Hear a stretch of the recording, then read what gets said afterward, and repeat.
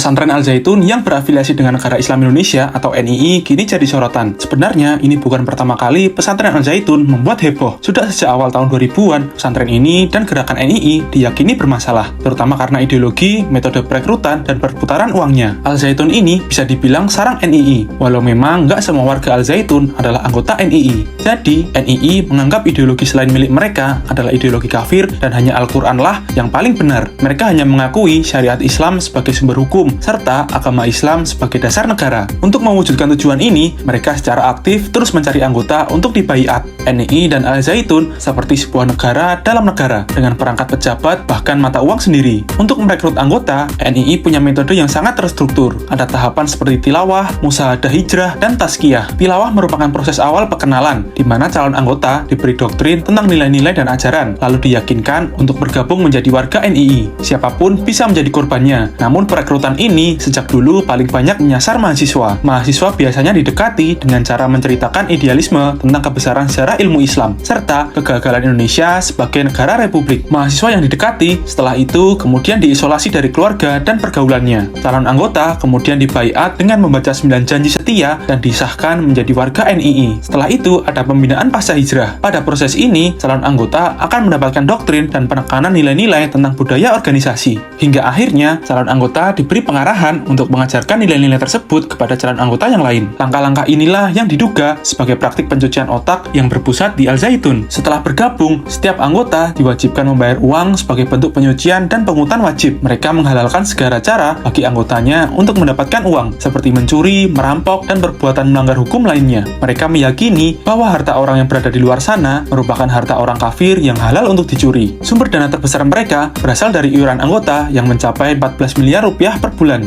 Ada juga dana yang diakui sebagai sumbangan dan donasi masyarakat yang mencapai 7 miliar per bulan. Banyak anggotanya yang sudah lama bergabung, bahkan hingga memiliki anak yang juga disekolahkan di Al Zaitun. Sepertiga murid di Al Zaitun adalah anak-anak dari warga NII, sementara sisanya adalah warga umum. Anak-anak di Al Zaitun banyak didoktrin sejak kelas 3 SD, hingga nantinya ketika menjadi mahasiswa dan dewasa, mereka keluar dari Al Zaitun dan merekrut anggota lainnya. Nah guys, kalian pernah punya kenalan yang jadi korban nggak? Coba komen ya!